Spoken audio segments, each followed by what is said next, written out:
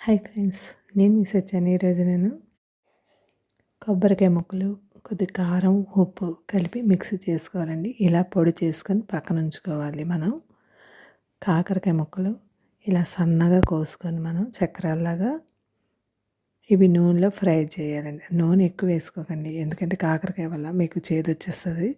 ఇందులో 1 కప్పు శనగపిండి, అందులో ధనియాలు 1 స్పూన్ ధనియాలు, పసుపు,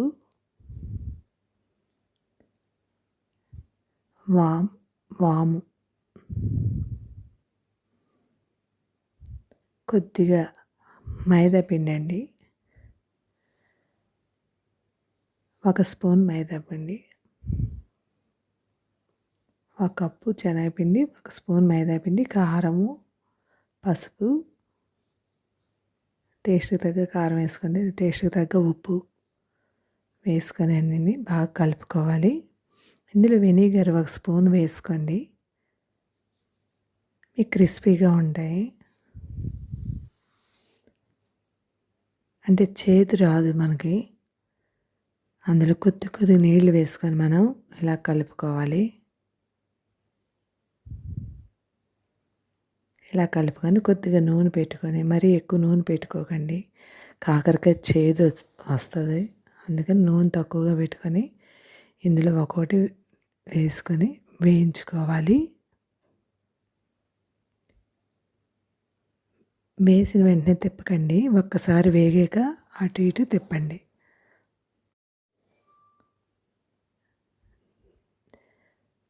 ఇలాగ వేసుకొని మనం ఒక్కసారి అలాగ వేగనిచ్చాక అప్పుడు తిప్పాలి. అటు ఇటు తిప్పుతూ వేయించుకోండి. కరకరలాడితే ఎర్రగా వేగేలాగా వేయించుకోండి. ఇలాగ వేసుకున్నాక ఇంకా కొన్ని ఉన్నాయి, అవి వేయించేసుకొని మొత్తం మళ్ళీ ఒకసారి వేసుకొని వేయించేసుకోవాలి మనం. అప్పుడు క్రిస్పీగా ఉంటాయి. అవి వేగిపోయి 2 వాయిలు వేయించేసుకుంటే, అంటే కొద్ది వేసుకొని వేయించుకోండి, ఒకసారి ఎక్కువ వేసుకోకూడదు.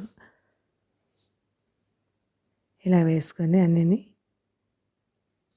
చూసారా, ఇలా వేగిపోయి మొత్తం అన్నీ మళ్ళీ ఒకసారి వేసి వేయించేసుకొని వడగట్టేసుకోవాలి. నూనె లేకుండా అలా చట్రంతో తీసుకోండి. అప్పుడు ఇందులో ఒక బౌల్లో వేసుకొని మనం అన్ని కారం, ఉప్పు అన్నీ వేస్తాం కాబట్టి ఇప్పుడు మనం చేసిన కొబ్బరి పొడి ఉంటుంది కదండి, ఆ కొబ్బరి పొడి 2 స్పూన్లు వేసుకోండి. అందులోకి చాలా టేస్ట్గా ఉంటుంది. కొబ్బరి పొడి వేసుకొని ఒక డబ్బాలో పోసుకొని మనం ఉంచుకోవచ్చండి. ఫ్రిడ్జ్లో పెట్టుకోండి. పైన ఉంటే నూనె వాసన వస్తుంది. కొబ్బరి పొడి ఫ్రిడ్జ్లో పెడితే నూనె వాసన రాదు మనకి. అది ఏ కూరలో కన్నా వేసుకోవచ్చు మనం. అంతేనండి, ఎంత టేస్టీ అయినా కాకరకాయ చిప్స్ ఫ్రై అయిపోయింది. మీరు ట్రై చేయండి. Thank you. సబ్స్క్రైబ్ చేయండి, లైక్ కొట్టండి, కామెంట్ పెట్టండి. బాయ్.